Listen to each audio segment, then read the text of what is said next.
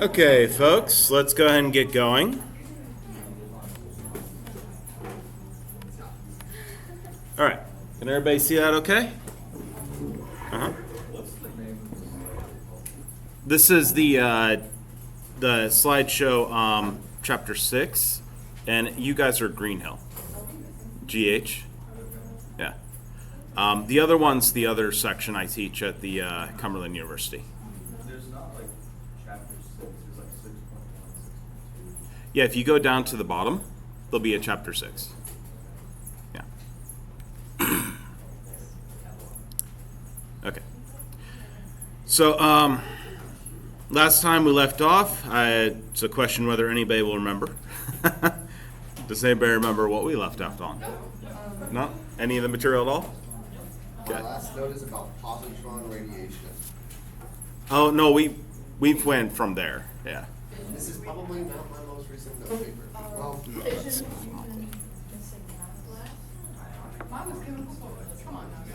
Yeah. It should be something compounds. Though I would have been really impressed if somebody was like electrons. You got it.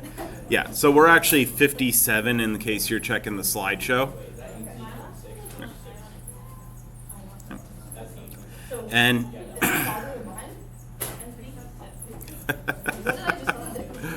that's okay. If you completely forgot, there's videos covering the material, and you can always go back and go, oh, okay, I can check out the video. Or you can ask me. Though we will have some review. I bake in review every time I do things. You may have noticed that. Okay, so last time, the formula for an ionic compound is written as the first part of the name. That's going to describe your metal ion. The second part of the name is going to describe the nonmetal ion. Why can I say that in such concrete terms? Because ionic compounds are always composed of a metal bonded with a nonmetal, at least at this level of chemistry. Okay? If you want something more crazy and advanced and violate all these rules that I keep telling you, come join me in a more advanced chemistry, okay? Okay. We'll mess up all the rules. All right, so again, that is things like, can you see here we have Fe, which is iron, right? And so you'd start off with iron.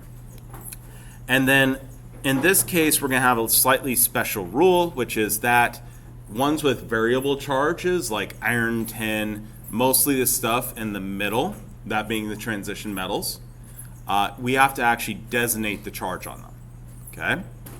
And that's because they can have multiple different charges. We don't know the charge just based on saying iron, okay? Whereas, like sodium, we know the charge automatically, because it's in group 1 on the periodic table. That is a +1 charge, isn't it? Okay, and then we go ahead and name the second part. The second part is going to be the anion, and this is chloride in this case. Notice it would normally be chlorine, right? And so we take that first syllable and we add "ide" behind it to designate that it's an ion. It's negatively charged. Okay. So let's go ahead and do an example. Let's write the formula for 10,2-chloride. Okay, so try a little bit first. See if you can come up with any of it.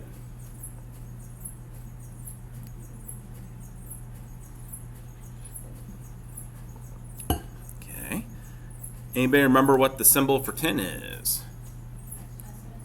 SN, you got it. Okay. What's the charge for 10? Yeah, see the Roman numeral 2? That tells you charge is 2+, right? Okay, and then we're going to go on to the chloride. What's the symbol for chloride? Cl, you got it. Cl is exactly right. Perfect. What's the charge for chloride normally? Yeah, it's on group 7. The charge would be the number of spaces you would have to go to be noble-like. Yeah. So if you look at the noble gases, we would have to go one more electron to be like a noble gas, right? That means the charge would be -1. Okay? And most of the periodic table, except for that middle transition metals, can be predicted like that. And some of the stuff on the lower part of the periodic table also has issues like that. Okay? But for us, the majority, 90-something% of what we do is going to be on the top first, like, 3 periods. Yeah. It's just the most important stuff for your everyday lives and medical and all the stuff that actually matters to you. But you want to do, like, uranium chemistry, you got to go down further. Okay? Okay, so we're going to look at the periodic table, and if we're on like group 7, then it would have a -1 charge, right? Group 6, like oxygen, would want a -2 charge. Okay? Okay, so when we have a +2 and a -1, how do we get it to be neutral? Yeah, we need 2 of those chlorides. So right there are a cation and anion. That's the metal and the nonmetal. To balance them out, we're going to have 1 2 plus and 2 1 minuses, right? That will balance out the charges. Because overall, that salt, that ionic compound, needs to be neutral. Okay? Do you know how you can know that that salt has to be neutral? Okay, you take your salt on your table, and is it going poof and exploding and going everywhere? No, it is not. If they were positives with positives, what would happen? Poof and expand, right? Because they want to get away from each other. If they're negatives and negatives, what would happen? Poof, they'd expand. They'd want to get away from each other, right? And so that's actually how you know they have to be neutral overall. Okay? Okay, so this is how that's written then. So we write 1 SN, we write 2 chlorides. We designate the numbers by this subscript right here. Can everybody see that subscript okay? And you don't need the subscript. Oh, okay. Okay. Just uncomfortable. Yeah, that's fair. I've been there. Yeah. Broke this connection 3 times. Yeah. It sucks. Yeah, we always write these with the subscripts there. If we have a 1, we don't actually need to write out the subscript. Just writing nothing indicates that. All right, so let's write the chemical formulas for the following compounds. So again, I gave you names, and you're going to write out those chemical formulas. Go ahead and start doing it. Practice, practice.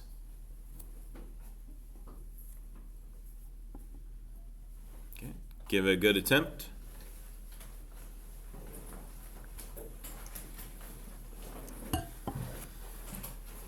You will notice that this is actually part of the course that's actually closer to being a language course. Okay? I'm actually teaching you the language of science, right? Because we can't communicate complex scientific terms, complex scientific information with just plain old English. Right? And so, does anybody know how to learn a language properly? How do you do it? Practice, or another way of saying that is immersion. You gotta speak it, right? You gotta do it. That's how you learn a language. If you're never speaking it and doing it, you never actually learn. Okay, so the nickel 2, what's that mean?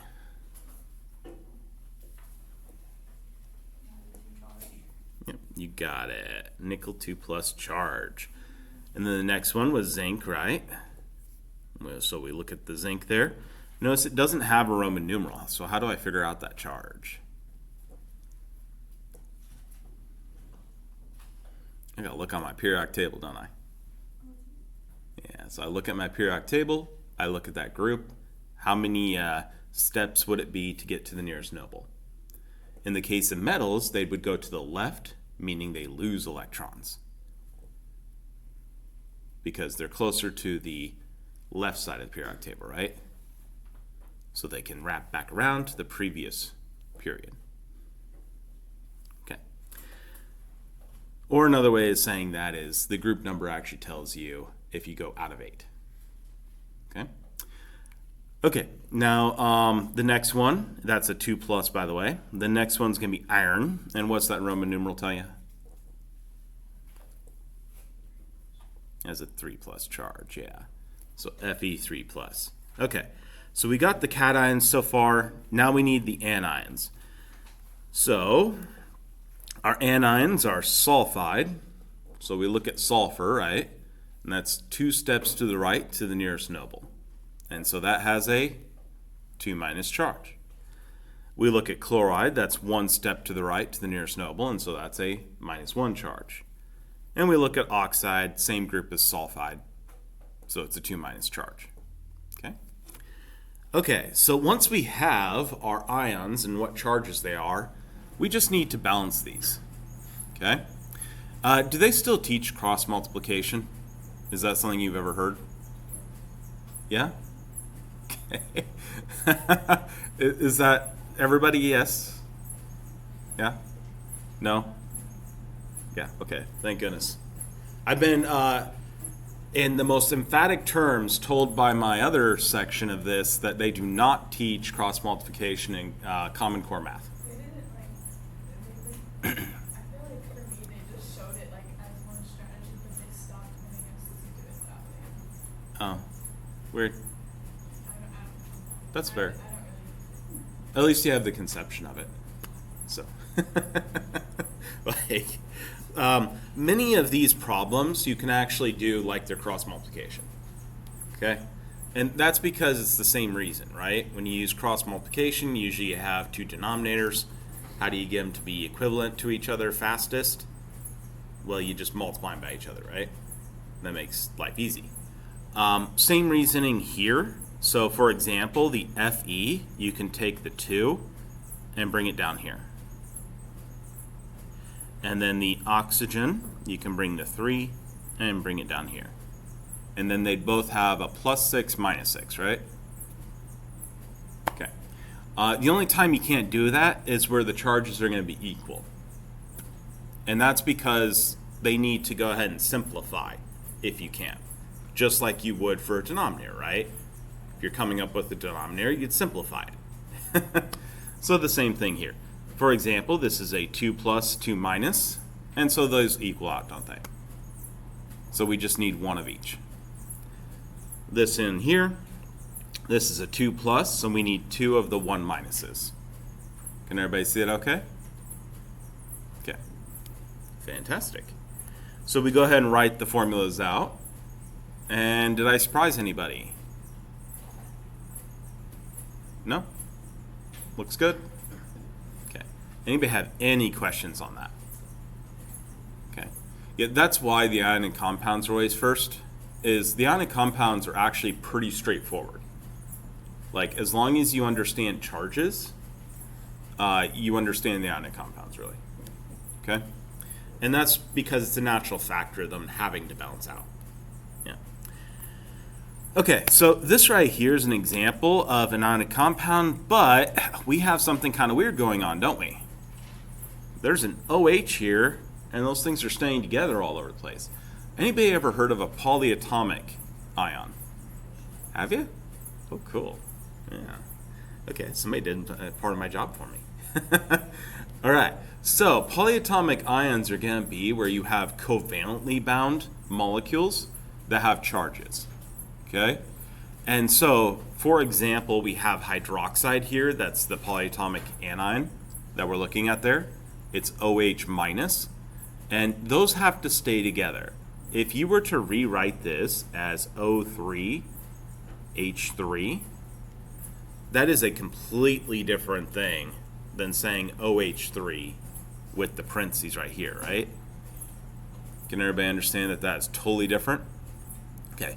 Why did the chemist go to jail, by the way? So the chemist was hanging out with his friends, and from the other room he goes, "Hey, does anybody want some H2O2?" And then a week later he ends up going to jail. What happened? So one of the meanings of H2O2 is, do you want H2O, which is water, right, as well? But H2O2, the chemical formula, is hydrogen peroxide. So he was actually asking if anybody wanted a cup of hydrogen peroxide to, like, bleach something with. And his friends took a drink. Whoops.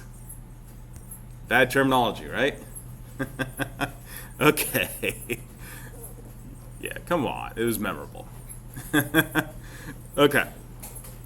Anyways, this is aluminum hydroxide. This is a very fast-acting antacid. One of the things you can use for like heartburn, if you have it. So again, that's the polyatomic ions. There's only really one polyatomic cation that I would actually want you to learn and know, and that's ammonium right here. Okay. Anybody ever heard of ammonium before? Probably in the context of like fertilizer or something, right? Yeah. Yeah.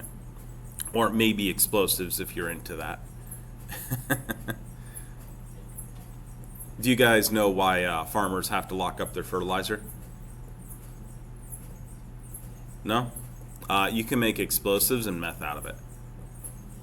And so people will drive up with trucks. They'll rent a truck from like U-Haul, and they'll drive up and grab their fertilizer tanks and steal them. Yeah. Yeah. All right. So that's the only cation, the positively charged one, that I really, really would like you to know. There is a list of the negatively charged ones. How well you learn them is going to be a... I can only ask you so many questions on each topic. So you might want to learn the most important ones. But if it's a huge time burden and time crunch, there are ones you could get away with. Now, this right here is a plaster cast, by the way. It's calcium sulfite. The fertilizer, this is ammonium nitrate. Right there.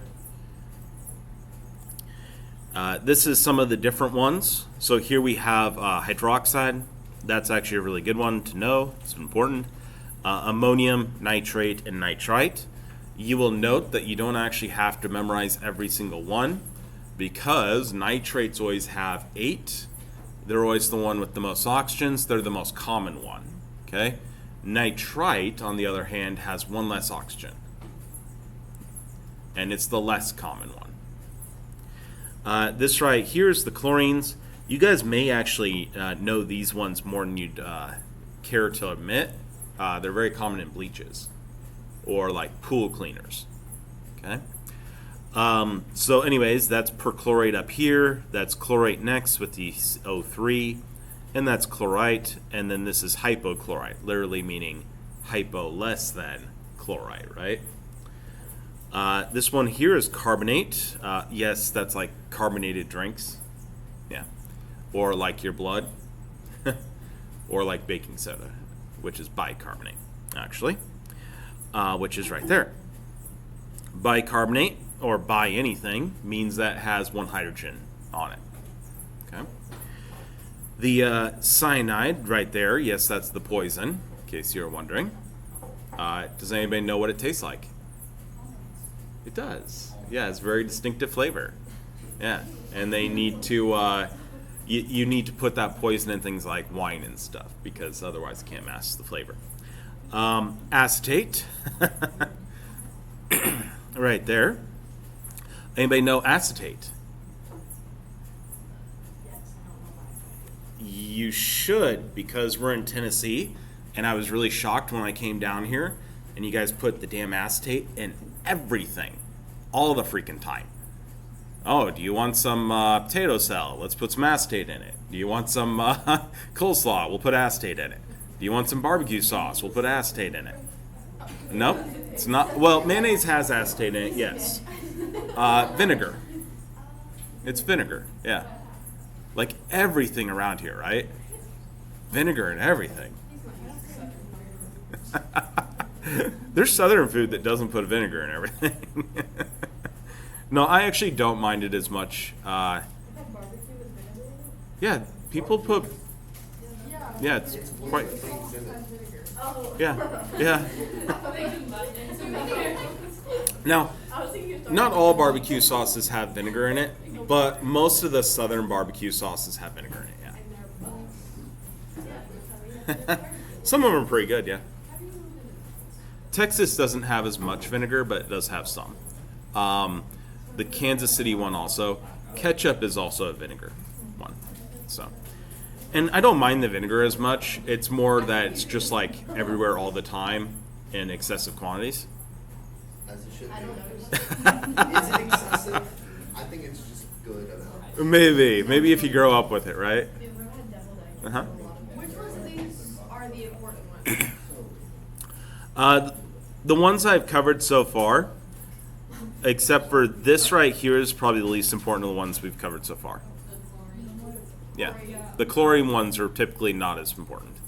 But if you do have anything to do with pools or bleach, then you might want to learn those. Honestly, I'm equally likely to hit up most of this, except for some of the really unusual stuff like dihydrogen phosphate. I'm not going to probably hit that. But what I was referring to is that you don't fail an exam off of one question, right?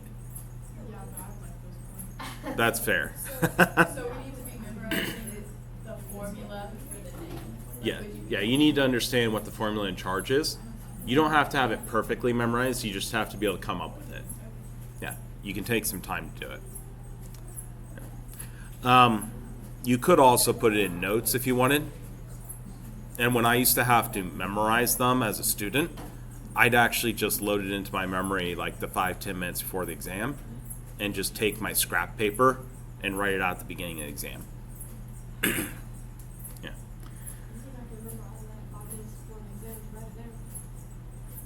Hey, you totally can. You just got practice memorization techniques. Okay. Anyways, sulfate. There's sulfite, phosphate. Anybody heard of phosphate before? Yeah. Like a phosphate backbone, like DNA. Yeah. There you go. Okay, so these are some of the most common ones. Again, the most common polyatomic ions are going to end with 8s when they have multiple oxygens like this. It doesn't necessarily have to mean 4 oxygens, though. Okay, so for example, the sulfate and phosphate has 4 oxygens, but the nitrate has 3 because that's actually the most common one. And then the one with 1 less oxygen is going to be ites. Okay. Note the charges are actually the same for the 4 oxygens versus 3 oxygens. See that? The 8s and the ites actually have the same charge. So if you look here to here, they end up with the same charge. You just take 1 oxygen away. Okay. All right, so these are some of the exceptions to the rules. These are going to be cyanide and hydroxide. If you add an H plus to the polyatomic ion, it's going to +1 its charge, and that will then be the bicarbonate bisulfate. Okay, that's baking soda, by the way, is a bicarbonate. These are the chlorides. So we have perchlorate, peroxide, same root naming. Okay, per meaning extra oxygen. Right. This chlorate then, chlorite, and hypochlorite, meaning hypo less chlorite. Okay. This right here is the naming when we're naming these things for the magnesium nitrate right here. So again, the metal is magnesium, right? And then we have the polyatomic ion, which is nitrate. And so this is why you kind of have to have, not perfect memorization, but you have to have it well enough you can figure them out. Okay? And so that is NO3 minus, that has a -1 charge. The magnesium, on the other hand, if we look on the periodic table, has a 2+ charge. To balance the charges, we need 2 nitrates. Now, keep in mind when you name these things and when you put the formula together, you have to be very careful of how you write out the polyatomic ions. Okay? They need a parentheses around the polyatomic ions, and then you put the number next to the parentheses. Can you see that okay? Okay, can everybody understand why that is? What if I wrote, is that the same thing? No, I have 32 oxygens now, don't I? Yeah, that's really messed up. Okay. Also, if I try to multiply these through, I also don't end up with the same thing, do I? Because polyatomic ions are like saying I have sets of things, right? like I have 3 radios rather than the parts for 3 radios. It's different, isn't it? Okay. Okay, don't forget to join the slide. If you can't do the QR for whatever reason, by the way, do you guys see that slido.com and that has a number?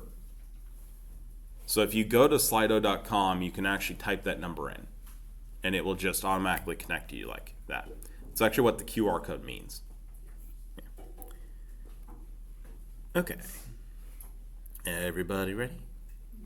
Mine's just not loading. Okay. Oh yeah, we have issues with the internet sometimes. Yeah. Yeah. Okay. So let's think about the formula, and we'll think about the problem first, and then we'll move on to the next part. And there'll be another join slide if we need. Yeah. Write the formula for aluminum bicarbonate. So what's that aluminum bicarbonate going to look like? You're not going to immediately take a quiz on this one. I'm going to give you an example first. So, yeah. We'll practice first.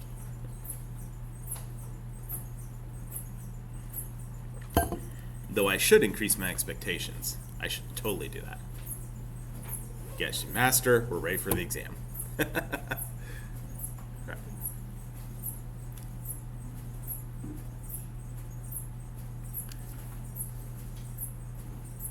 Okay, everybody ready?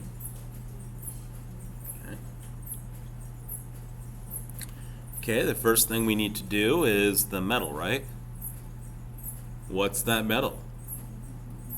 Aluminum. So symbol is Al. What's the charge? +3. Very good. What's this bicarbonate? HCO3. And it has a -1 charge. So HCO3 minus. Right there. And so we need 3 of the bicarbonates, don't we? And 1 of the aluminums, so we can balance the charge. We go ahead and put all that together, and it ends up being Al. We then need a parentheses. Be very careful about the parentheses. Very, very common mistake students make when they start this. Okay. And then we put HCO3, which is the bicarbonate, in parentheses, and then we put a 3 because that's the number of bicarbonates we need to balance the charge. Did I lose anybody? No? Okay, fantastic. All right, so this is the one we'll do a quiz on, okay? And so what will happen is you'll go ahead and get this sodium phosphate and get ready to sort of answer that.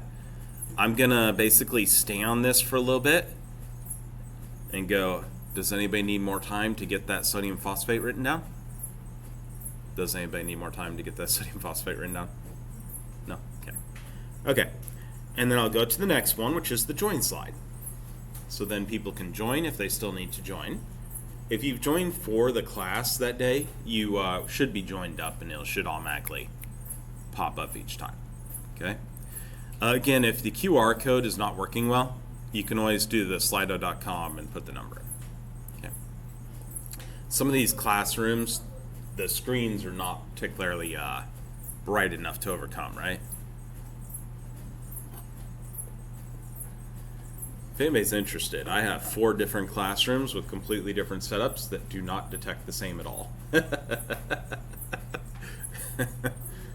That's why this thing's like always busting on me. And yeah.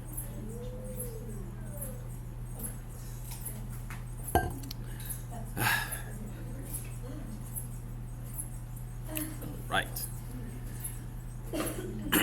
Okay, folks, so make sure you get joined up.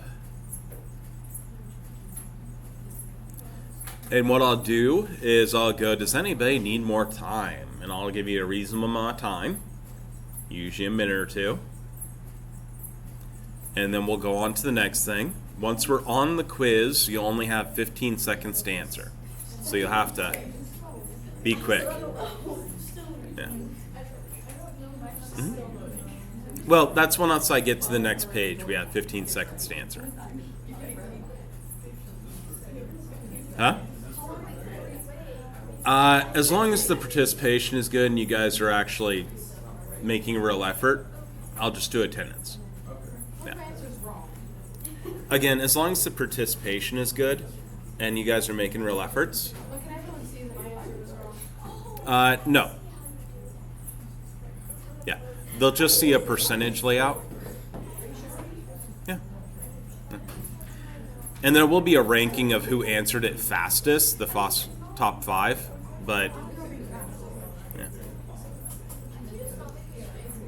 Okay, everybody ready? Everybody got joined up? Everybody got their answer in mind? Huh?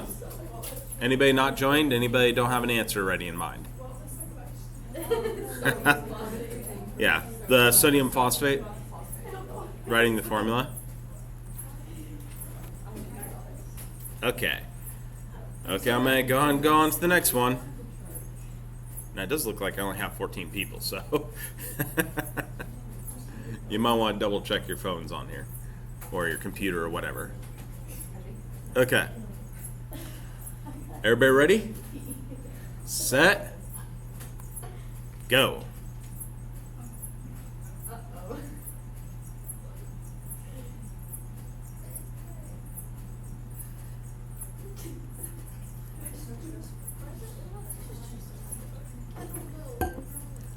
This is much more like exam-like, isn't it? It's okay. Okay, and that is the correct one, yeah. So the phosphate PO4, and you notice I actually kind of gave the phosphate to you. I just put PO4s here. I didn't put anything else. The phosphate has a 3- charge, okay? And so you'd have to have that in mind, polyatomic ion, PO4 3-. And then the sodiums normally have a +1 charge, right? So we need 3 of those sodiums to equal that charge out. Okay. Okay, anybody have any questions there? Right. And then there's a breakdown past here. That's actually properly what it looks like. I can't do subscripts on the answers. So, properly subscripted, that's what it looks like. Okay. All right, so let's go ahead and name compounds with polyatomic ions. When we name them, we're first going to name that ionic compound the same way we did the others by writing the positive ion.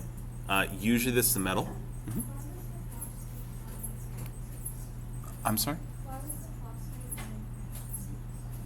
Oh, not in parentheses? Because we don't need a number down here. Yeah.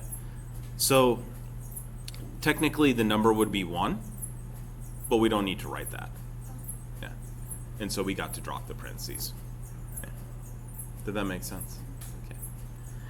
Yeah, sorry I have to get you guys to say again. That's really actually quite loud. Yeah. Sounds like a damn copier machine going off all the time. Okay. Now, the first thing you do is the positive ion, or the cation, right?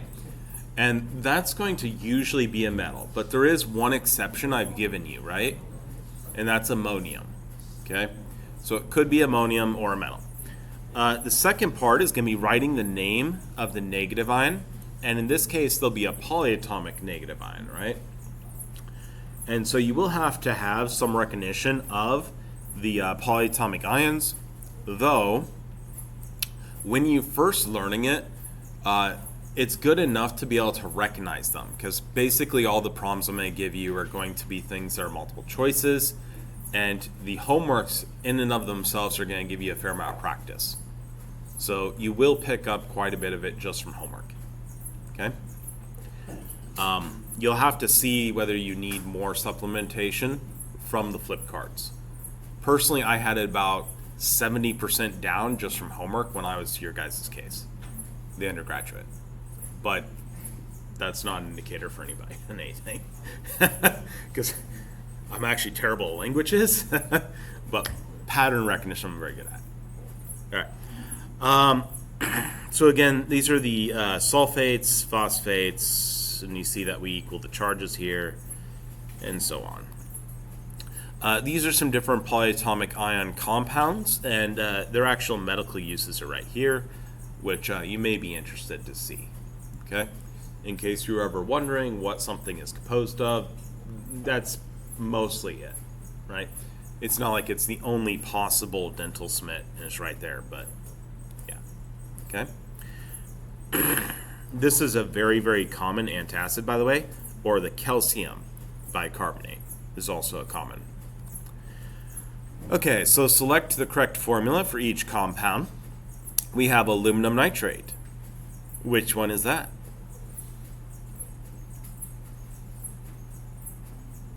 Okay. So we got the aluminum has a what charge? 3 plus. Nitrate has a what charge? How do you know aluminum has a negative charge? The periodic table. So if you look at the periodic table, it's in group 3. Okay.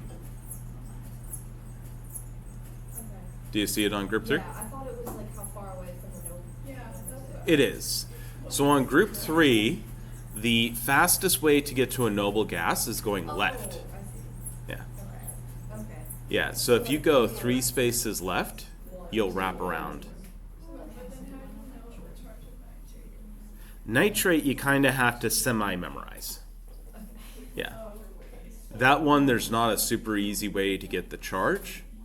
It would be so much work to figure out the charge, it just wouldn't benefit you guys. It's way more complex. Okay. So you kind of have to semi-memorize nitrate, nitrite. They both have a -1 charge. Okay. And so, yeah. What do we need for the number here then? Which one is it? Yeah, it's number 3. You got it. Okay, copper 2 nitrate. Which one is this?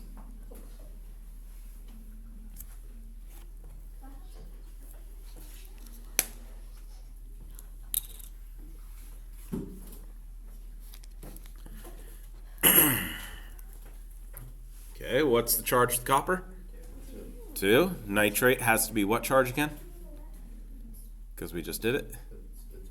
It's -1. Yeah.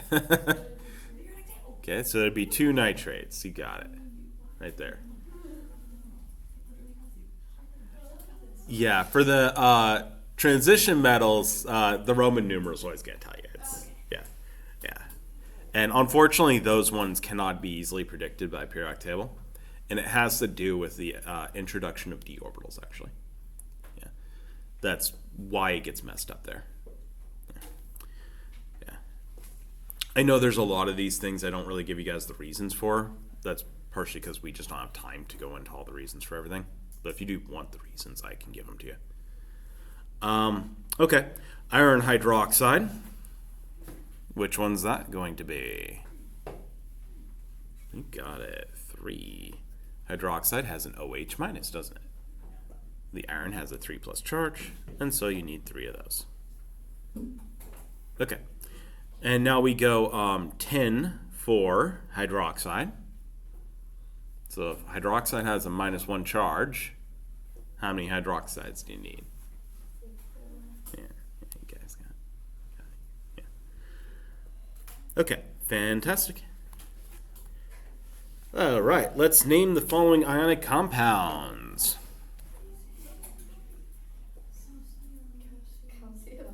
Yep. Okay, which one? You'll have to emphasize that last part because you're nitrate. Yeah. Okay. Very good. Yeah. Yeah. Be careful about that. It's one of those things that, depending on your accent, it can naturally be easier to understand or not understand. Okay. So 8. Everyone want to do it with me? Nitrate. Nitrite. I'll tell you right now, it's one of those things that you go off to a college, you go off to the real world, and people will judge your ass depending on how well you say stuff. And it's not fair. It's kind of bullshit. but it happens. Okay? It's actually probably one of the greatest benefits an Oxford education provides because they sound smart. They're actually not. They actually, no, on average, the Oxford graduates ranked lower than the New York State College. Yeah. They're not actually smarter. Like on the bar exam, they rank lower. Yeah. But they sound smart. They sure as hell smell smart. And so, yeah, you're going to go, oh my God, they're so smart. They just said something completely wrong, but I agree. Be careful. All right. So yes, calcium nitrate, right? You got it. All right, and so what's this next one? Tin sulfate, but we need one more item for the tin, don't we? We need the charge. So what's that charge? It is 2. Yeah.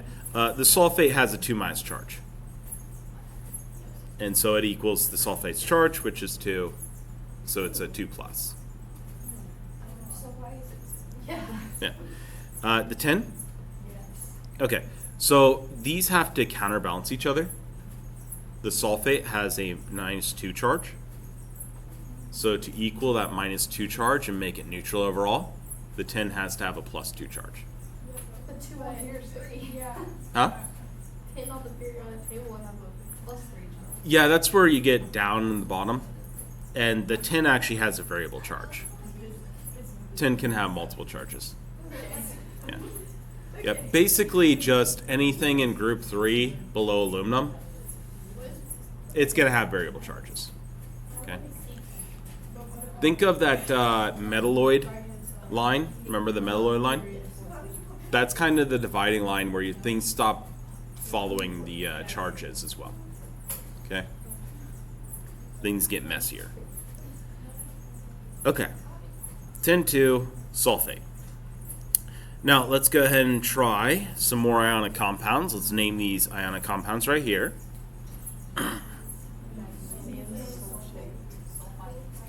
Yeah. Actually, if you see 2 of these in the same grouping like that, and they're both correct, like similar problems, it makes your life a little easier. Yeah. Because if one of them's right, then this has to be the 8, right? This has to be the 8 then. Okay? By the way, that's how I used to figure out problems I didn't know the answers to and I didn't memorize.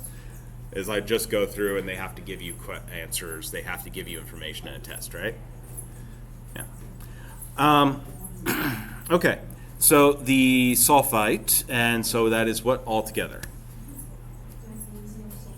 Magnesium sulfite. You got. What's the 8 one? Magnesium sulfate. Very good. How about this one right here? What's that? Yep, it's lead phosphite, but we need one more thing to it. What's the charge on the lead? Yeah, we need the 2. We need a Roman numeral 2. Because lead's another one that has a variable charge. So we have to write that down when we're like taking it, like if you're taking a test, The you have Roman to include numeral. that in like the Yes. We have to include that in the name. Yeah. So it'd be lead 2 phosphite. And the big dividing line of figuring out if something's going to have a variable charge or not, and I need to include that Roman numeral, is the fact of the metalloid line. Okay? If it's not connected to that metalloid line or above it, you're going to have to do that.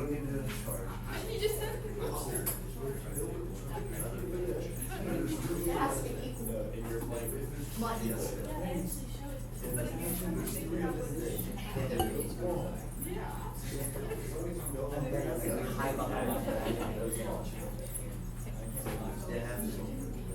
Did we have a problem figuring out why the +2? Yeah, okay, that's fair. Yeah. This is one of those, by the way, you can do the cross multiplication. It makes your life easier. So this actually told you the charge right there. So that just means the charge of lead has to be +2. Yeah. Yeah, as long as the charges aren't equal between the two things, then you can just do cross multiplication for most of these. Yeah. It works about 90% of the time. So let's name each of the following compounds. Iron sulfate. Iron 3 sulfate. Perfect. How about this one here? Barium 2 phosphite. Phosphite. Yep, barium phosphite. You don't actually need the 2. Okay. Because groups 1 and 2 always have a 1 and plus and 2 plus charge. They're the ones that are very simple and easy. How about that one right there?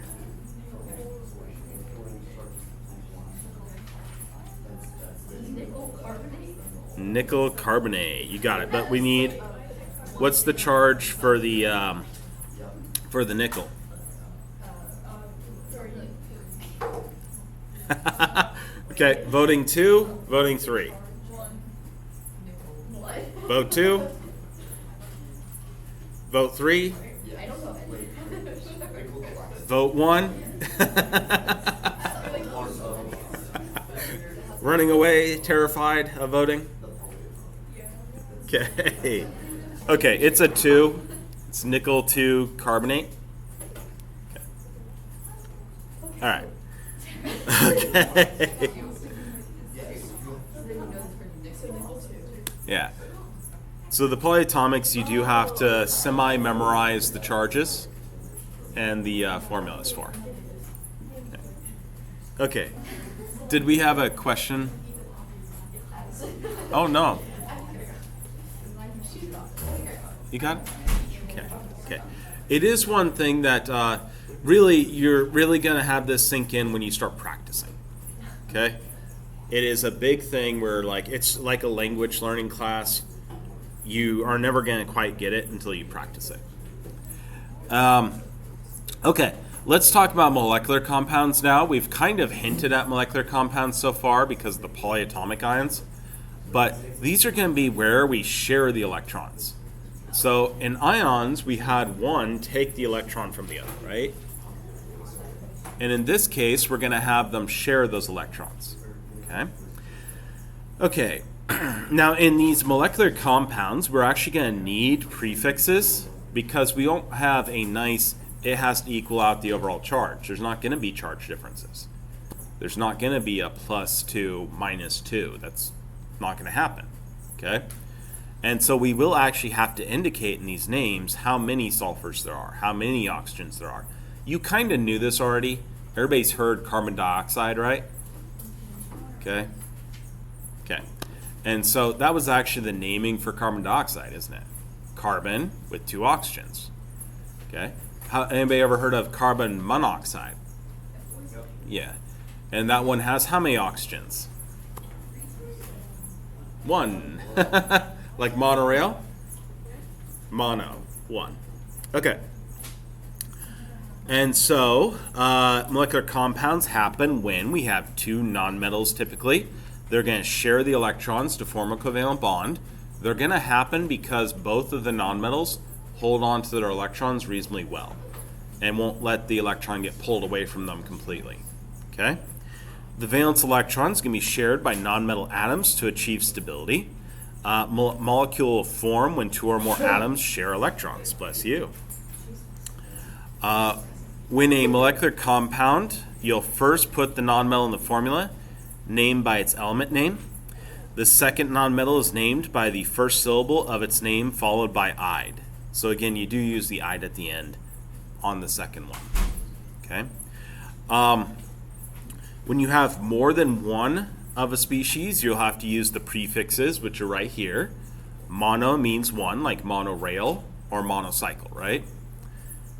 Di means 2, like carbon dioxide. It's probably the easiest one to remember that because you guys have all heard that tons and tons and tons. All right. Tri, like tricycle, right? Or triceratops. 3. Okay. Tetra. Anybody ever seen or played Tetris? 4-sided box. Yeah, Tetris. Penta, pentagon, right? Like the shape and like the building. Okay. Hexa, like a hex wrench, or hexagon, right? Okay. Hepta is 7, and there's not really a super good one for this one. There's heptagon, of course, but I mean that already means 7-sided. So, does anybody have a good one that they can think of for hepta? I'm always looking for one. Nope. Octa, octopus, right? 8. Nana. Now, Nana doesn't have a great one, but the goddess for fertility was Nana. That's the prefix of it, and 9 months for pregnancy, right? So, Nana 9. Deca was decade. You okay? All right. So, decade, Deca 10. Can everybody sort of remember those now? Yes. Fantastic. All right, so let's go ahead and get a little bit of practice in here. The first one here is nitrogen, right? And that's a mono. Typically, you don't have to use mono if you, well, period, actually. Usually, you don't have to use it. Carbon monoxide is sort of the unusual case that you would actually have to use it, okay? And you'd want to use it if you're specifically trying to stress the point that this is different, okay? The first one, you never have to use it, though.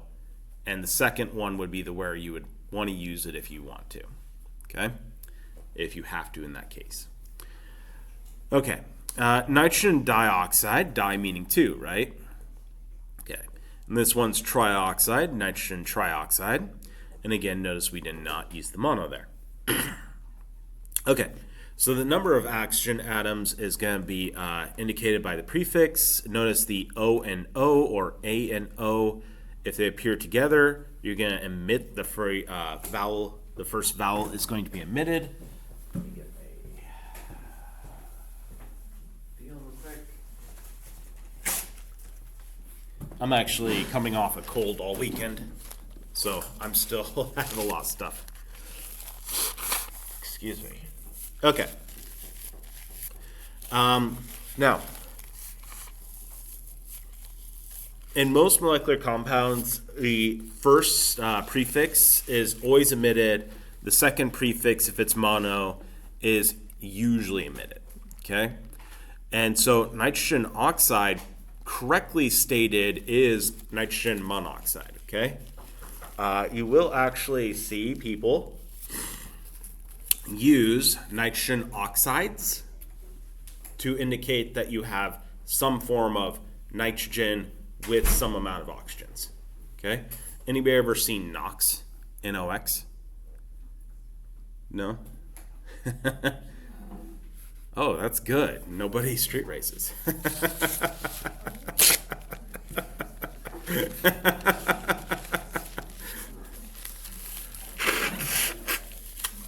I mean, if you don't know what NOx is, then you're not street racing in such a bad way that it's a real problem. Okay. Well, why don't you teach us about that? No. Well, let's do the one that won't get you in trouble. NOx is actually smog. So it's the compounds that are released that would produce smog. Also, the stuff you can inject your engine to go faster and will burn your engine up. Yeah. Have you ever seen like Fast and the Furious? Like on bikes, they'll have like little canisters for. That's NOx. Okay. Yeah. Or they could be using, there's actually 3 things they could be using. NOx is the most common one. Okay. These are some different molecular compounds right here, and their names over here, and what they're typically used for. And does anybody have any questions so far? No? Okay. Anybody ever seen that one before? Okay. This is always interesting because the only time I ever have anybody that's like, yeah, I've seen that before, is when somebody is in the Navy. Because they have a lot of their circuitry, their higher tech stuff, that actually has to have sulfur hexafluoride environments. Everywhere else, I never find anybody that knows what that is. So, okay, everybody ready for a little bit of examples and try this out? This is one of the only things from chemistry I want. Okay, anybody know the funniest trick that people play when they take this course? It happens every few years. Okay, there's a chemical compound in the world that has, it kills more people than every other chemical compound combined. It is 100% addictive. It is the leading cause of humans being poisoned by chemical compounds. It causes more property damage than any other cause on the planet. It's called dihydrogen monoxide. And it almost was outlawed in Arizona because somebody played this same trick on Arizona's state legislator. It's water, H2O, dihydrogen monoxide. Yep. I once had a class where people were joking after they learned this. They were joking on Facebook, we should ban dihydrogen monoxide and like joking around. And one of them, they were all laughing, and somebody's mother got on there and they didn't bother looking it up. And they were like, "Why are you laughing?" And got really mad and didn't speak to the kid for a week over this. But yeah, it'll actually, they were on the final stages of appropriating funds, Arizona's Senate was, to ban dihydrogen monoxide. Nobody This was knows. before internet, but even after internet, people still don't look, right? Yeah. And if you actually think about it, like dihydrogen monoxide, who here is addicted? Who can't get off it? None of us. We can't live without it. Who here has had damage done by dihydrogen monoxide? Everyone. Yeah, it's the leading cause of property damage in the world, right? Kills more people than any other cause. If you take flooding, all the different disasters that are due to water, and then you include drowning, which obviously is dihydrogen monoxide poisoning, right? Yeah. Then, yeah, it's the most lethal compound on the planet. Yep. So, yeah, pretty crazy, huh? Yeah. It's like that thing. Has anybody ever done the Churchill or Hitler? Nobody's done that? It's a really fun game. So you take Truman, Churchill, and Hitler, you describe them to people, and then you say, who would you vote for? And it's like, And it is Hitler almost every time unless they know the trick. because Hitler is like a vegan who like does all this stuff. Yeah, he's a vegan artist that... Like 10 shots a day. Yeah, he's a inveterate drunk who shouted his mouth off all the time. And then Truman was an addict because he had to take pain medicine at the time was extremely addicting. They generally don't. And so, like, the two other presidents sound awful. They really don't put that on the resume. That's really not like how No, I know, that's why I said, like, are they just forgetting everything else? Yeah. that's on it? It just shows you how you can sanitize somebody and misrepresent them completely, right? Yeah. Or the vice versa. Anyways, people are complicated. Name the molecular compound NBR3. So what would that name be? Is everybody ready for it? Yeah, can you go back to the other slide? Okay.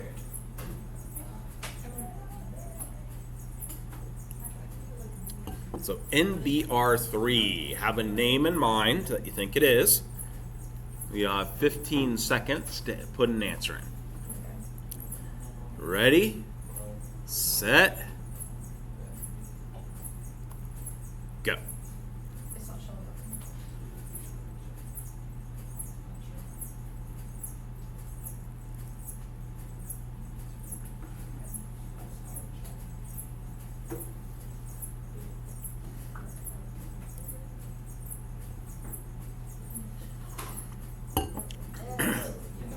Man, that was 100%. Very good. Dang. That would be pretty funny. That's one of the reasons I do this. If I start seeing the majority are getting wrong stuff, I can go, oh, we need to go back. Yep. Okay, so yeah, that's the molecular compound name, nitrogen tribromide. You don't have to put the mono. In fact, you should not. Okay. Okay, let's go ahead and see which one is it. So for the first one, which one is that? A. 2. Yep, very good. And for the next one? 3. Very good. And for the next one? You got it. Perfect. Yeah, these are actually pretty easy to name back and forth, right? Just as long as you get those prefixes, yeah, which are fairly easy to memorize. The only one people usually have difficulty with is the hepta. Yeah. Okay, so write the name for each molecular compound right here. Okay, so what would be the first thing we'd write for each of these? Carbon, and then the next one is? Monoxide, yep, very good. And that's specifically carbon monoxide, which has a special case. Yeah. Anybody know what carbon monoxide is? Poisonous gas, exactly. By the way, is carbon dioxide poisonous? Yes. Everything's poisonous, but carbon dioxide is about as benign as you can get. Actually, you are more sensitive to oxygen than you are carbon dioxide. Yeah. So you could die with an overdose of oxygen easier than you could die with an overdose of carbon dioxide.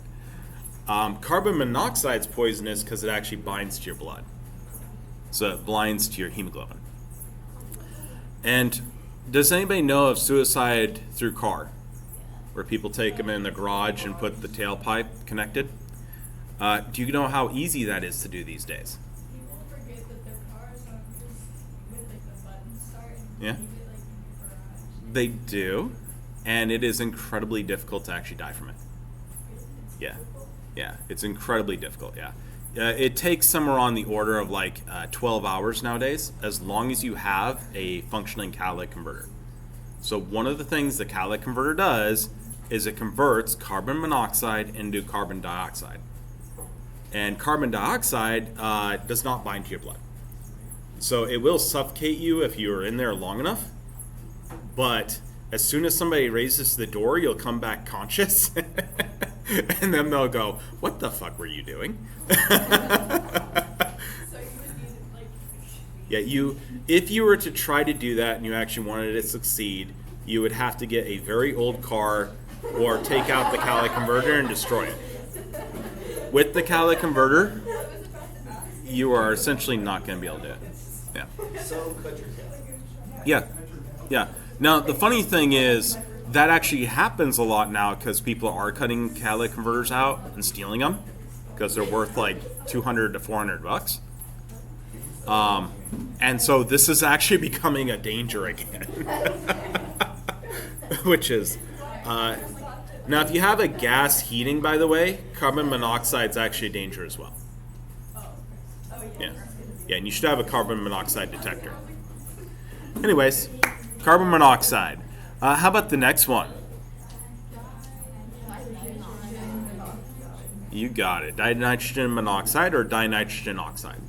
Okay. How about the next one?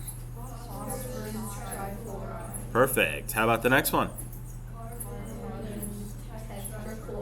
You got it. Very good. Very good. Which actually recently got banned for use in labs. Based on a study that had been refuted 4 times. It was the 3rd most common solvent in industry. Somebody put out a study that was a possible carcinogen.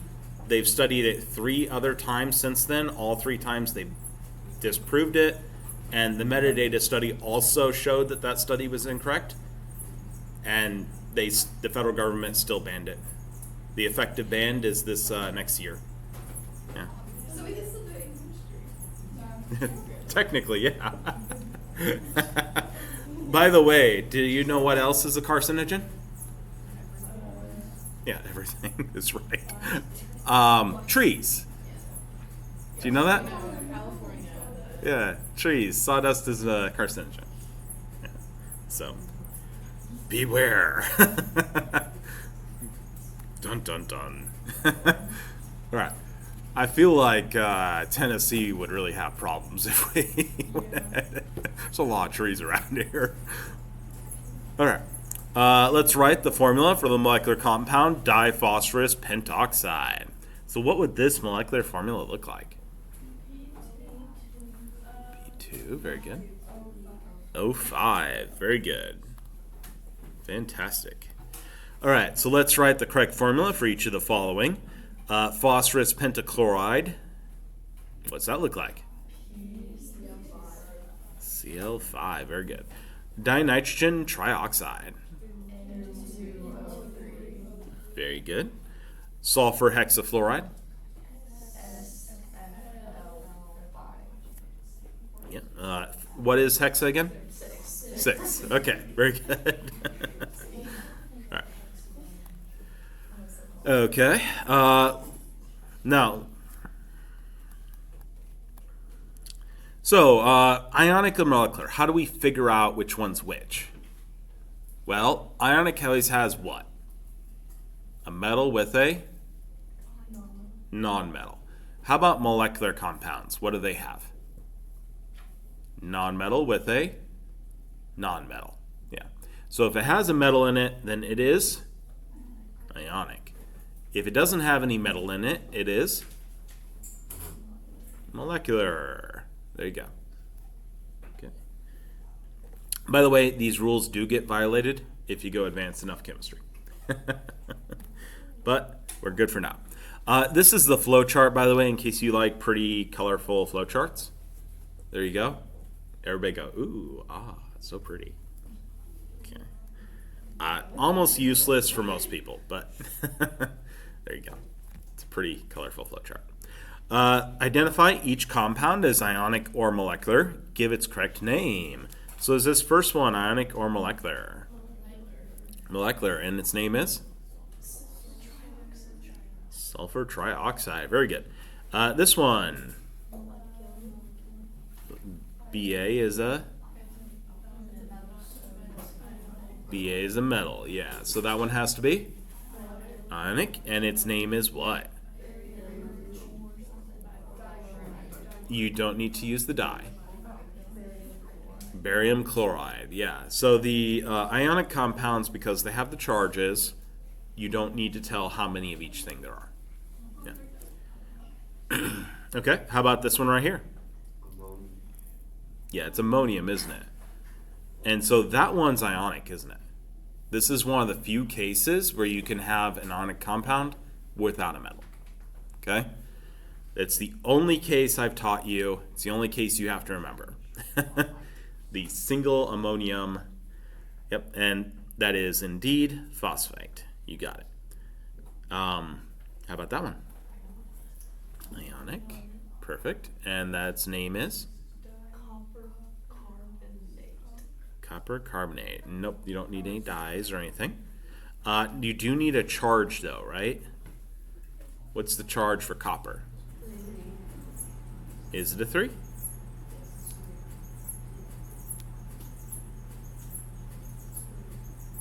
It's not 3, it's not 2. It's 1. And that's the 2 here tells you that there's 2 of those coppers. This one has a -2 charge here for carbonate. And so to balance out that charge, it has to be -1 for each of those. So that's Roman numeral 1 for the copper. Okay. Okay, how about this one here?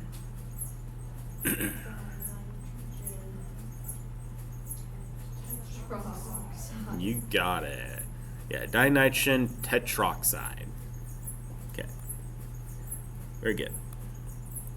Okay, so we're going to go ahead and talk about how to write these out. This is the Lewis structures. Okay, I'm going to go into a bit of a diatribe right here because I need to make sure you understand that these are terrible things to write out by hand. Okay? Okay, when you write these out by hand, always write bonds with a line. Okay? Never, ever, ever try to write by hand with the dots. Because what you will do is you will come to me in a week, you will have something like this on your page, and you will go, Dr. Clausen, I have no idea what I have written here. Okay? And it will happen to like 40% of you, right? It just does not work out where you write these out with bonds that have dots, okay? Because the dots are actually quite difficult to manage when you write them by hand, okay? When you write them with a program that can line everything up, then they look okay. And so 2 dots between 2 atoms means they're bonded together. And they're sharing those electrons in a bond, okay? The other way of representing this bond where they're sharing the electrons is a line. And that's how you want to write those out, okay? Unless specifically you're using a digital tool to do it, and it's specifically asking you to do that, okay? Anybody have any questions about that? Okay. And so these are what they look like for these different ones. Here we have methane, here we have ammonia, and here we have water. Okay. Everybody okay with that so far? Fantastic. All right, so molecular compounds are going to form when atoms of 2 or more nonmetals are going to share electrons. They form because you're linking the different atoms together with what are called covalent bonds, which is shared electrons. Okay? And that happens because you have a positive nucleus and another positive nucleus, which are both attracted to the electrons they're sharing, right? And the reason it happens with nonmetals is because the nonmetals both hold on to the electrons fairly well, and so neither release the electrons. If you have something like a metal, the metal loses the electron, right? And so it can't form covalent bonds. Now, I will say that really interesting study just came out, and they proved the existence of single electron bonds, but we're going to ignore the existence of that since it only got published 2 weeks ago. Okay. Okay. And we don't really need to know that for this one. So every covalent bond has how many electrons in it? For you, 2. Okay? But full disclosure, yeah. Yeah. New research, huh? Okay, so again, 2 or more electrons that are going to be shared. Here we have the hydrogen molecule. It's H2. Note that each of these atoms are going to want a number of electrons that makes them Nobel-like, right? So for hydrogen, it's on the first period. That means it wants 2 electrons to be Nobel-like. Everybody okay with that so far? Fantastic. Okay, so what's going to happen is these hydrogens are going to share their electrons between the 2 hydrogens. This is going to make it more stable than each hydrogen alone would be. All right. And so these are the 2 hydrogens far apart. They can't interact yet. Once they start coming together, what's going to happen is at first these electrons are going to repel each other. Okay. When you touch your desk, what are you actually doing? Are your atoms hitting the desk's atoms? No, they aren't, are they? What's happening is your electron clouds, the electrons that are floating around your nuclei, are repelling the electron clouds of the desk. Okay? If you were to push through that somehow, you would actually start forming bonds. Okay? And so you'd actually covalently bond your hand to the desk. Which would be a problem. All right. So what happens here is, yes, go ahead and covalently bond. All right. So what is happening here is that repulsion is getting overcome, and then they're getting close enough that the electrons on each hydrogen can go ahead and start being attracted to the protons or the nucleus of the other hydrogen. Okay? And they're going to start sharing those electrons between them in what's called a bond. Now, note this does have a minimum distance they can get. What would happen if we get too close? Remember fusion? That's what happens when you get too close. Is the nuclei actually start slamming into each other and fusing. Yeah. And if it's not energetically stable like that, they'll break apart. Okay. Okay, so we can represent molecules using Lewis structures.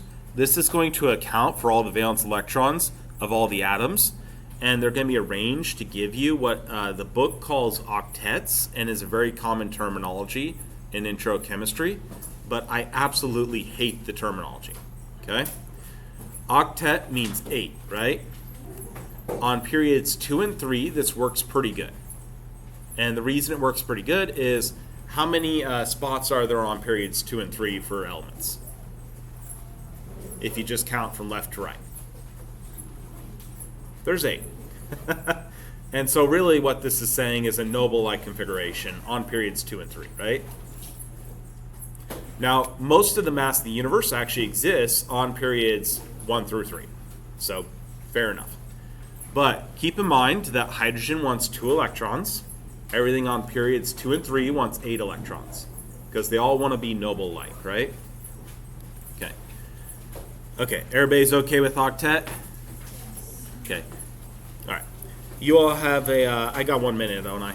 Let's call it good for today. Yeah. Yeah. Ooh, my clock is not the same as theirs. They are off. There we go. Now it's time. You all have a great day.